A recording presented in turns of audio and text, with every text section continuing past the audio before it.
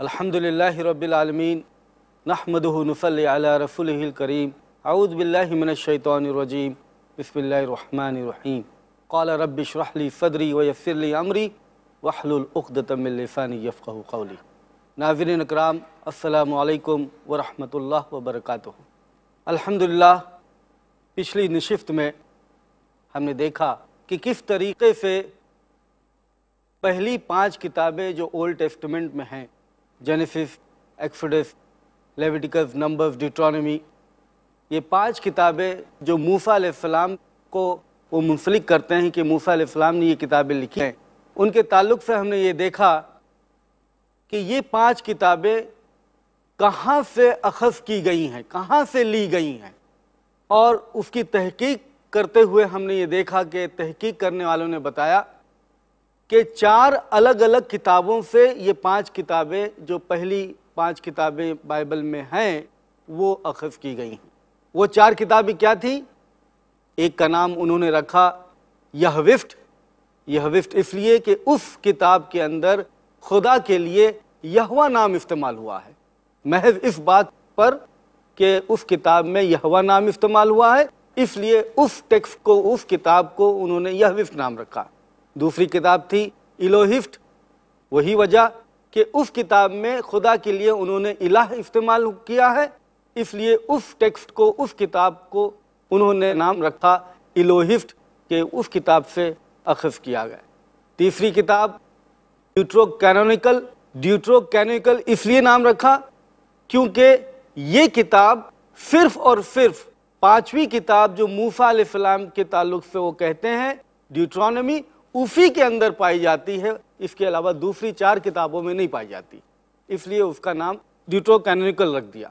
और चौथी किताब जहाँ से अख़ज़ की गई है वो सैक्रेडोटल या प्रीस्टली।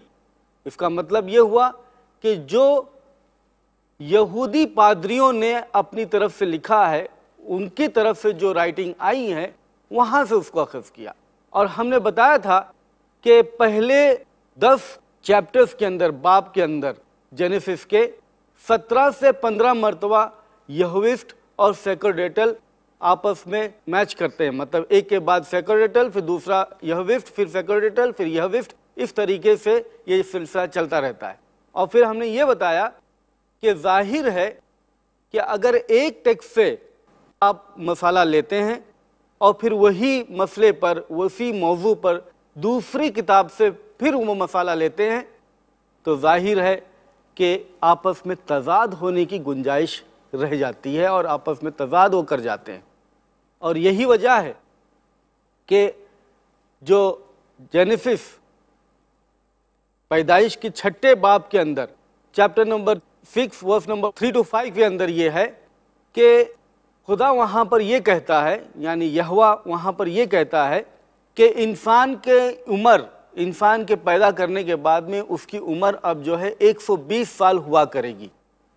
अब ये तो बात 120 साल हुआ करेगी यहाँ पर मौजूद है, इसका मतलब ये हुआ कि इंसान की उम्र अब 120 साल हुआ करेगी। 2-4 चैप्टर आगे बढ़ जाते हैं, जेनेसिस चैप्टर 11 नंबर के बाब और 1 से 32 नंबर तक हम ये देखते हैं, ये टेक्स्ट जो है वो प्रीस्टली या सैक्रेडोटल टेक्स्ट से लिया गया है। पहला वाला टेक्स्ट जो था, पहली वाली तहरीर जो थी, वो यहविफ्ट टेक्स्ट से थी। दूसरी वाली तहरीर वो प्रीस्टली तहरीर से है, सैक्रेडोटल तहरीर से है। ये दोनों अलग अलग किताब से है। अब एक किताब से जो हमने जो देखा कि वहाँ से लिया गया है, तो उसके अंदर ये बताया गया कि खुदा कह रहा है कि इंसानों की उम्र 120 साल हुआ करेगी। यहाँ पर हम देख रहे हैं कि नूह अलैहिस्सलाम, जो सैक्रेडोटल टेक्स्ट है, वो 11 नंबर के बाब के अंदर, 11 नंबर के चैप्टर के अंदर नूह अलैहिस्सलाम के 10 नस्ल, वो 400 से 600 साल की उम्र उनको मिलती है। तो ये क्या बात हुई कि पहले टेक्स्ट में 2-4 चैप्टर पहले 120 साल की उम्र, और फिर उसी 2-4 चैप्टर के बाद में हम देखते हैं कि इंसानों की उम्र 400 साल है, 600 साल है, 380 साल है, 207 साल है, इस तरीके से हमको मिलता है। तो जाहिर है कि अगर अलग अलग किताब से आप अख़ज़ करके जमा करेंगे तो कॉन्ट्रडिक्शंस और तज़ाद आपको मिलेंगे ही। और इतना ही नहीं, ए लॉर्ड्स ने 1941 में 1941 के अंदर ये बताया कि ये जो 4 किताबें हमने तहकीक की हैं कि 4 किताबों से ये बातें ली गई हैं, ये 4 किताबें अपने आप में खुद अलग अलग किताबों से जमा की गई हैं। यानी यहविफ्ट खुद 3 अलग अलग किताबों से जमा हुआ है, इलोहिफ्ट खुद 4 अलग अलग किताबों से जमा हुआ है, ड्यूट्रोकैनोनिकल खुद 6 अलग अलग किताबों से जमा हुआ है, और प्रीस्टली सैकरडेटल वो 9 अलग अलग किताबों से जमा हुआ है। तो अगर ये सब इतनी सारी किताबों से जमा होकर के 4 किताब बनते हैं और वो 4 किताब से फिर अखज़ करके पहली 5 किताबें ये लिखी जाती हैं, तो किस तरीके से हम इसको इल्हामी किताब कह सकते हैं? आप इसी पर गौर करें। हरगिज़ हम इस किताब को इल्हामी नहीं कह सकते। दूसरी बात, आपको याद होगा कि हमने बताया कि ये नुस्खे जो ये कहते हैं कि बाइबल ये हमारे पुराने नुस्खे जो दरियाफ्त हुए हैं उनको, जो 325 साल ईस्वी के हैं, 350 साल ईस्वी के हैं, 380 साल या 400 साल ईस्वी के हैं, जिसका नाम था कोडेक्स सिनेटिकस, कोडेक्स वेटिकनस, कोडेक्स एलेक्जेंड्रियनस। अगर इसके ताल्लुक से भी हम तहकीक करें और जानें, तो तहकीक करने वालों ने यह बताया कि ये जो नुस्खे हैं, क्या ये अपने आप में मुकम्मल हैं? जिस नुस्खे को बेस बनाया गया है, जिस नुस्खे के ऊपर पूरा दारोमदार है कि यही सबसे पुराना नुस्खा हमारे पास में मौजूद है, 325 साल के पहले हमारे पास में कोई दूसरा नुस्खा नहीं है, यही सबसे पुराना नुस्खा है, और इसी नुस्खे के ऊपर आप पूरा दारोमदार बनाते हो कि यही हमारा बेस है, तो क्या ये नुस्खा अपने आप में मुकम्मल है? स्कॉलर्स ये बताते हैं, तहकीक करने वाले ये बताते हैं कि ये नुस्खे अपने आप में मुकम्मल भी नहीं है, ये मुकम्मल नहीं है, बल्कि कोडेक्स सिनेटिकस के ताल्लुक से कहा जाता है। बताते हैं स्कॉलर्स कि इसके अंदर जेनेसिस के पहले नंबर चैप्टर से लेकर के 46 नंबर चैप्टर तक 41 पन्ने गायब हैं। सोचिए तो सही, जिस नुस्खे के ऊपर आप पूरा दारोमदार है उसके पन्ने ही गायब हैं। दूसरी बात, इसके अंदर कोडेक्स वेटिकनस के अंदर, कोडेक्स वेटिकनस वही कोडेक्स है या वही नुस्खा है जो वेटिकन के अंदर महफूज है, इसलिए उसका नाम कोडेक्स वेटिकनस पड़ा। उसके अंदर 1 पीटर 2 पीटर नहीं है, उसके अंदर टाइटस नहीं है, फिलेमन नहीं है, रेवलेशन नहीं है। ये 1 2 पीटर क्या है, टाइटस क्या है, 1 Timothy, 2 Timothy, Titus, Philemon, Revelation, ये सारी न्यू टेस्टामेंट की किताब आज हमको बाइबल में मिलती हैं। आज ये किताबें न्यू टेस्टामेंट में पाई जाती हैं, लेकिन यही बाइबल जिसके ऊपर बेस्ड किया जाता है वो नुस्खे के अंदर ये किताबें नहीं हैं। मतलब आप कोई भी बाइबल उठाएं, चाहे ये गुड न्यूज़ बाइबल उठाएं, चाहे जेहोवाज विटनेस की बाइबल उठाएं, चाहे कोई भी बाइबल उठाएं, सब बाइबल में आपको मिलेगा ये किताबें 1 टिमोथी, 2 टिमोथी, टाइटस, फिलोमेन और रेवलेशन। ये किताब जितनी भी यहाँ बाइबल मिल रही हैं वो कोडेक्स वेटिकनस के अंदर नहीं है। ये क्या बात हुई कि जिस किताब के ऊपर आप पूरा दारोमदार रखते हो, बेस्ड करते हो, और उस किताब में ये किताब है ही नहीं, तो कौन से हिसाब से आप कहते हो कि हमारी ये किताबें मैन्युस्क्रिप्ट्स के ऊपर बेस्ड हैं? दूसरी किताब या दूसरा नुस्खा जो है वो कोडेक्स सिनेटिकस है। कोडेक्स सिनेटिकस भी क्या अपने आप में मुकम्मल है? क्या जो कुछ भी कोडेक्स सिनेटिकस में है वो सब कुछ आज बाइबल में है? हकीकत तो ये है कि ऐसा भी नहीं है। कोडेक्स सिनेटिकस के अंदर आप देखेंगे तो एपिस्टल ऑफ बारनबस है। आज बाइबल में कोई भी बाइबल उठाइए, चाहे रोमन कैथलिक की बाइबल उठाएं, चाहे प्रोटेस्टेंट्स की बाइबल उठाएं, चाहे न्यू वर्ल्ड ट्रांसलेशन उठाएं, कोई भी बाइबल में आपको एपिस्टल ऑफ बारनबास नहीं मिलेगा। सिर्फ एपिस्टल ऑफ बारनबास नहीं, ऐसा नहीं, बल्कि कुछ portions of shepherd of Hermès भी हैं कोडेक्स सिनेटिकस के अंदर, लेकिन शेफर्ड ऑफ हर्मिस नाम की ये किताब बाइबल में उसका नामो निशान नहीं है। ये क्या बात हुई कि जिस नुस्खे को आप बेस बनाते हैं हो उसके अंदर ये किताब मौजूद है, कोडेक्स सिनेटिकस के अंदर, शेफर्ड ऑफ हर्मिस और एपिस्टल ऑफ बारनबास, तो ये किताबें क्यों नहीं हैं? सच्ची बात तो ये है कि shepherd of Hermès early Christianity के अंदर ये किताब पोटमस एफिसस के नज़दीक ये किताब लिखी गई है, और इस किताब के अंदर ऐसी ऐसी बातें हैं कि अगर वो बातें छप जाएं और बाइबल में हो तो दूसरी किताब के अंदर जो बाइबल की हैं उन बातों को वो रद्द कर जाएंगी। हकीकत तो ये है कि शेफर्ड ऑफ हर्मिस वो उन किताबों में से है जिसके अंदर तौहीद का जिक्र है और तस्लीफ का रद्द है।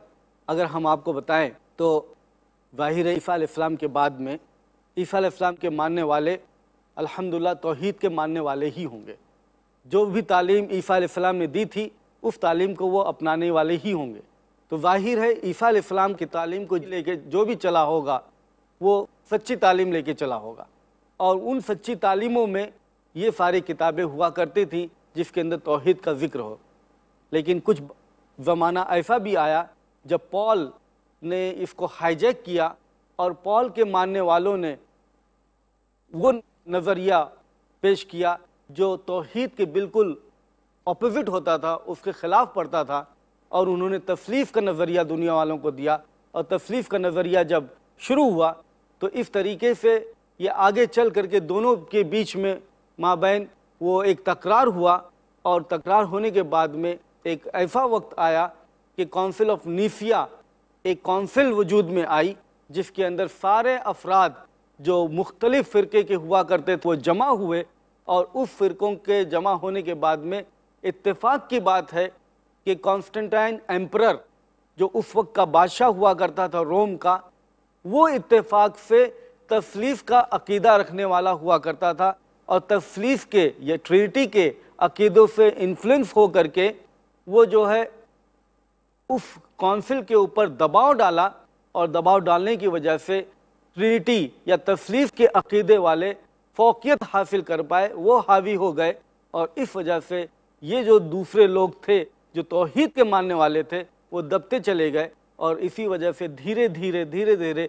ये किताब जो है गायब होना शुरू हुई। और इसी वजह से इस कोडेक्स सिनेटिकस के अंदर शेफर्ड ऑफ हर्मिस डिस्ट्रॉय करती हुई है, उसके कुछ पोर्शंस उसमें मौजूद है, सारा का सारा शेफर्ड ऑफ हर्मिस उसमें भी नहीं है। ये हालत है कोडेक्स जिनके ऊपर ये बाइबल बुनियाद बनती है। कोडेक्स अलेक्जेंड्रियनस का भी यही हाल है, उसके अंदर फर्स्ट क्लेमेंट, सेकंड क्लेमेंट, वो किताब जो उस नुस्खे में है आज बाइबल में मौजूद ही नहीं है। आज बाइबल में नहीं है फर्स्ट क्लेमेंट और सेकंड क्लेमेंट। फिर उसके बाद में यहाँ पर भी कई पन्ने वो गायब हैं। मैथ्यू की जो किताब है आज बाइबल के अंदर, उसके काफ़ी कुछ पन्ने गायब हैं, बल्कि उस नुस्खे के अंदर मैथ्यू के 25 नंबर बाब और 26 नंबर वर्स से बात शुरू होती है। तो 1 से 25 नंबर तक चैप्टर्स जो हैं कोडेक्स अलेक्जेंड्रियनस में नहीं है। जब ये हाल है, सबसे पुराने और सबसे मोतबर और सबसे कंप्लीट जिसको वो कहते हैं उसका ये हाल है, इस तरीके से नामुकम्मल है, तो बाकी मैन्युस्क्रिप्ट्स का क्या हाल होगा। और एक मज़े की बात, कोडेक्स सिनेटिकस, कोडेक्स अलेक्जेंड्रियनस, कोडेक्स वेटिकनस और जितनी भी कोडेक्स ये कहते हैं, ये सारी की सारी ग्रीक ज़बान में है। क्या ईसा अलैहिस्सलाम की ज़बान ग्रीक थी? क्या ईसा अलैहिस्सलाम के हवारी और मानने वाले या पूरी कौम उस वक्त ग्रीक ज़बान बोलती थी? तो इसका क्या मतलब है कि जो सबसे पुरानी किताब या नुस्खे इनके पास में हो वो ग्रीक ज़बान में है। बात तो यही है कि ये किताबें हवारियों ने नहीं लिखी, ये किताबें ईसा अलैहिस्सलाम के ज़माने में नहीं लिखी गई, ये किताबें बहुत बाद में 325 साल, 350 साल, 400 साल बाद में लिखी गई हैं। इसीलिए ये ग्रीक ज़बान में है, इसीलिए ये ईसा अलैहिस्सलाम की ज़बान में नहीं है, इसीलिए ये ईसा अलैहिस्सलाम के हवारियों की ज़बान में नहीं है, या उस ज़माने के जो कौम हुआ करते थे उनकी ज़बान में नहीं है। तो मालूम ये हुआ कि ये नुस्खे इनके पास में अपने आप में मुकम्मल ही नहीं है, और इन्हीं नुस्खों की वजह से कि इनके अंदर वो किताबें कुछ ज़्यादा हैं कुछ कम हैं, इन्हीं बातों की वजह से आज आप ये देखते हैं कि इतनी सारी मुख्तलिफ़ किस्मों की बाइबल मौजूद है। हमने पिछली मरतबा भी देखा कि बाइबल मुख्तलिफ़ किस्मों की है। किसी किताब के अंदर, किसी बाइबल के अंदर 81 किताबें हैं, किसी बाइबल के अंदर 73 किताबें हैं, किसी बाइबल के अंदर 66 किताबें हैं, मुख्तलिफ़ नंबर्स की किताबें हैं, मुख्तलिफ़ बाइबल हुई। लेकिन आपको ताज्जुब होगा कि ये 3 ही किस्म नहीं है, इसके अलावा भी बहुत किस्में हैं। दुनिया भर का अगर हम जायज़ा लें तो रोमन कैथलिक वर्जन और प्रोटेस्टेंट वर्जन के अलावा भी दूसरी मुख्तलिफ किस्म की बाइबल मौजूद है। मिसाल के तौर पर प्रोटेस्टेंट को छोड़ दीजिए, रोमन कैथलिक को छोड़ दीजिए, उसके बाद में एंग्लिकन चर्च की बाइबल मुख्तलिफ है। एंग्लिकन चर्च की बाइबल में KJV, king James version, Protestant की बाइबल को लेकर के उसके साथ में एपोक्रिफा और ड्यूटरोकैनोनिकल जो किताबें ओल्ड टेस्टमेंट की हैं या न्यू टेस्टमेंट की हैं, दोनों को मिला करके जोड़ करके उनकी बाइबल बनती है। अब आप सुनेंगे कि एपोक्रिफा क्या है, ये टर्मिनोलॉजी क्या है, एपोक्रिफा का माने क्या है। तो हम बता दें कि एपोक्रिफा ये बहुत बेहतरीन वर्ड इन्होंने कॉइन किया है। इसका मतलब ये है हिडन फ्रॉम द पीपल, अवाम से छुपाया हुआ, अवाम से दूर किया हुआ। यानी ये कि कुछ किताबें जब उनके अकीदे के खिलाफ पढ़ती थी, यानी ईसा अलैहिस्सलाम के जो सच्चे मानने वाले हवारी और फॉलोअर्स हुआ करते थे, उनकी बातें वो बाद के जो तसलीफ के अकीदे वाले हुआ करते थे उनके खिलाफ पढ़ती थी। तो वो किताबें जो सहीहुल अकीदा की थी या ईसा अलैहिस्सलाम के सच्चे तालीमात के बेस के ऊपर थी, वो किताबें जो है दूर की गई और छुपा करके रखी गई, और उसका नाम, उसका टाइटल एपोक्रिफा बन गया कि ये डाउटफुल किताबें हैं। इसीलिए धीरे धीरे इसको ख़त्म किया गया, बर्बाद किया गया, और बाद में जो है उन्हीं किताबों को कायम रखा गया जो इनके पास में आज बाइबल में मौजूद है। एंग्लिकन चर्च की हमने देखा कि एपोक्रिफा और ड्यूटरोकैनोनिकल जो ओल्ड टेस्टामेंट और न्यू टेस्टामेंट को मिला करके है, वो सब जमा करके एंग्लिकन चर्च की बाइबल बनती है। इसके अलावा ग्रीक ऑर्थोडॉक्स चर्च, ये उनकी बाइबल अलग है। ग्रीक ऑर्थोडॉक्स चर्च की बाइबल अलग है। इसके अंदर आपको रोमन कैथलिक की बाइबल आप ले लीजिए और उसके अंदर जोड़िए इस्ड्रास, प्रेयर ऑफ मसीना, मैकबीस तो रोमन कैथलिक की बाइबल में है, लेकिन प्रेयर ऑफ मसीना नहीं है। प्रेयर ऑफ मसीना कोई भी बाइबल में नहीं, ना रोमन कैथलिक की बाइबल है ना प्रोटेस्टेंट बाइबल में। तो ये नई किताब ग्रीक ऑर्थोडॉक्स चर्च की बाइबल में आपको मिलेगी। ये हुई ना मुख्तलिफ बाइबल। फिर उसके बाद में कॉप्टिक बोहरिक बाइबल। कॉप्टिक बोहरिक बाइबल वो बाइबल जो अरब खित्ते में पाई जाती है, जो अरब ईसाई हैं उनके पास में पाई जाती। इनकी बाइबल में तो 85 किताबें एक्स्ट्रा हैं जो दूसरी किताबों में नहीं है, दूसरी बाइबलों में नहीं है। इस तरह इनकी एक अलग मुख्तलिफ बाइबल हुई। इथियोपिक चर्च बाइबल। इथियोपिक चर्च बाइबल में एक अजीब बात है कि इनके पास में दो किस्म की बाइबल हैं, एक मोटी बाइबल और एक पतली बाइबल। मोटी बाइबल और पतली बाइबल, नैरोर बाइबल और ब्रॉडर बाइबल। इसका क्या मतलब है? इसका मतलब ये है कि जो मोटी बाइबल है उसके अंदर और ढेर सारी किताबें हैं, और जो पतली बाइबल है उसमें कम किताबें हैं। दोनों को मिला दें तो बहुत सारी किताबें हो जाती। एक हिस्से में तो न्यू टेस्टामेंट में आपको 27 किताबें जो न्यू टेस्टामेंट की हैं, उसके अलावा 35 और किताबें उसमें जोड़ी गई हैं। जैसे इस्ड्रास है, first Clement, second Clement, epistle to Ethiopia, Clement to Ethiopia, इस तरीके की किताबें उसके अंदर मौजूद हैं। इसी तरीके से आपको सीरियक चर्च की बाइबल भी है। सीरियक चर्च की बाइबल में सबसे कम किताबें हैं, 22 किताबें कुल मिला करके हैं।